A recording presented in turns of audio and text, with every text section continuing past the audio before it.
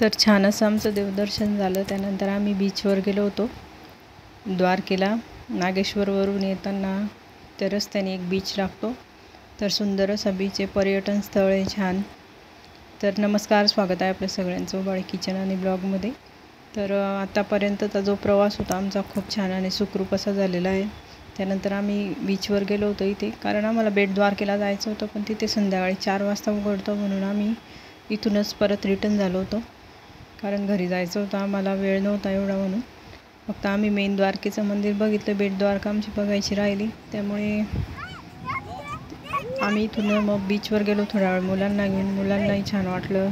तर आम्ही सगळे थकून गेलो होतो खूप पण बसलो आम्ही, ऊन खूप होतं दुपारचं. तशाच उन्हात आम्ही समुद्रावर फिरायला गेलो होतो, कारण कधीतरी जातो म्हणून खूप मजा येते.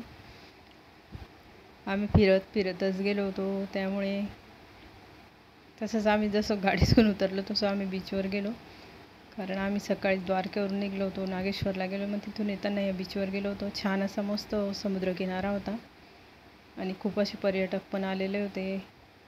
प्राची, मी आणि माझे दोघे भाऊ वहिनी, आम्ही सगळेच गेलो होतो. मुलांना तर खूपच मजा येत होती पाण्यामध्ये. प्राचीला पण मी थोडा वेळ घेऊन गेली होती. रुद्र आणि ध्रुव तर आधीच पोचले होते, कारण त्यांना थोडीशी 2-3 वेळा जाऊन आलेले वाटतं त्यांच्या इथल्या बीचवर, त्याच्यामुळे त्यांना सवय आहे.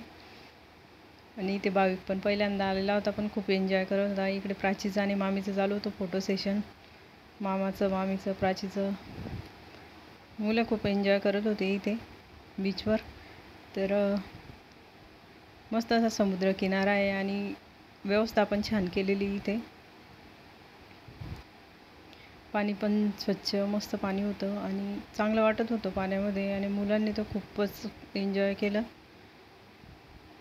प्राचीला पण म्हटलं होतं पाण्यामध्ये जा, पण प्राची थोडी घाबरत होती, त्यामुळे प्राची थोडीशाच पाण्यामध्ये उभी होती फक्त. हे तिघं खूप मस्ती घालत होते. आम्ही सगळे त्यांना पकडण्याचा प्रयत्न करत होतो, पण ते खूपच पळत होते. त्यामुळे खेळले खूप वेळ, 1-2 तास पाण्यामध्ये. नंतर मग आम्ही घरी जायला निघालो होतो. निळशार असं समुद्राचं पाणी बघू शकतो आपण, आणि खूप मोठा असा समुद्र आहे. तर इथे बोटी वगैरे पण उपलब्ध होत्या जाण्यासाठी आतमध्ये समुद्रामध्ये. तर इथे मी रुद्रला म्हणत होती चल बाहेरने, खूप वेळ झाला होता, पण तो येतच नव्हता. त्यामुळे त्याच्या मागे मागे फिरावं लागत होतं. त्याची मम्मी पप्पा बसले होते समुद्र किनाऱ्यावर बाजूला. आम्हीच पहिल्यांदा गेलो होतो म्हणून आम्हीच पाण्यामध्ये एन्जॉय करत होतो. माती फेक, हे फेक, ते फेक चालू होतं मुलांचं, त्यामुळे त्यांना खूप मजा येत होती. कोणीच हाती सापडत नव्हतं किती पळालं तरी. नंतर खूप वेळ ते दमले, जेव्हा त्यांना भूक लागली तेव्हाच ते पाण्याच्या बाहेर निघले. त्यांच्यासोबत भाविकची पण मस्ती चालू होती. भाविकला तर खूप मजा येत होती पाणी बघून. भाविक पहिल्यांदाच समुद्रकिनाऱ्यावर गेला होता म्हणून त्याला खूप वेगळं वाटत होतं. सगळ्यांना पाण्यातून बाहेर काढलं, पण रुद्र सापडत नव्हता. तरी पण त्याला म्हटलं चल आपण जाऊ, कारण आम्हाला खूप भूकही लागली होती. सकाळपासून निघलेलो आम्ही तसंच, फक्त नागेश्वरला रस वगैरे पिले आणि तसंच निघलो होतो बाहेर. पण प्राची उभी होती इकडे बाहेर. आम्ही थोडा वेळ बसलो समुद्रकिनाऱ्यावर, मुलांचे कपडे वगैरे बदलवले आणि थोडंसं आणलेला खाऊ होता तोच इथे खाल्ला आम्ही. घरून कुरमुरे वगैरे, शेंगा वगैरे भाजून आणलेल्या होत्या, त्याच इथे खाल्ल्या. त्यानंतर आम्हाला इथून निघलो तर आम्हाला हॉटेलच भेटले नाही. पटकन 1-2 हॉटेलमध्ये विचारलं तर बोलले संध्याकाळी जेवण थाळी मिळते.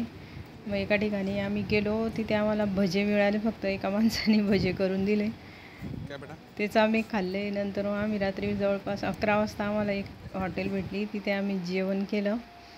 सगळे आम्ही इथून समुद्रकिनाऱ्याहून निघालो होतो आणि डायरेक्ट आम्ही घरी जाणार होतो आता गुजरातला, नवसारीला.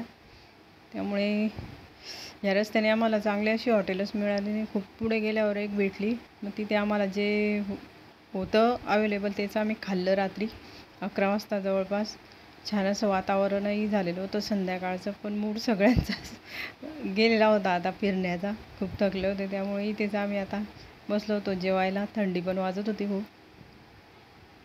ध्रुव तर शालमध्येच बसला होता, शाल घेऊन, आणि आम्ही पण बसलो होतो. मी आपली भारतीय बैठक घालून बसली होती खुर्चीवर, पण कारण फिरून फिरून खूप पाय दुखत होते आणि मला जिथे भेटेल तिथे मी मांडी घालून बसून घेते आरामात. इथे आमच्या प्लेटा पुसायचं काम चालू होतं सगळ्यात पहिले जेवण येईपर्यंत. भूक तर खूप लागली होती आम्हाला, कारण सकाळपासून आम्ही व्यवस्थित असं काही खाल्लेलंच नव्हतं. तरी पण आमचा प्रवास एकदम छान झाला. मग रात्री इथे आम्ही जेवलो, जेवण केल्यावर गाडीत बसलो. दुसऱ्या दिवशी सकाळी आम्ही पोचलो घरी 7 वाजता. आणि खूप थकलो होतो, आराम केला. असं आमचं सोमनाथ, द्वारका छान अशी बघून झाली. छान असा प्रवास झाला स्वामी कृपेने. हे सोमनाथचं मंदिर, द्वारकेचं मंदिर, नागेश्वरचं मंदिर आणि इथे ही महादेवांची मोठीच मूर्ती आहे. कसा वाटला व्हिडिओ नक्की कळवा. चॅनलला सबस्क्राईब करा. थँक्यू. श्री स्वामी समर्थ.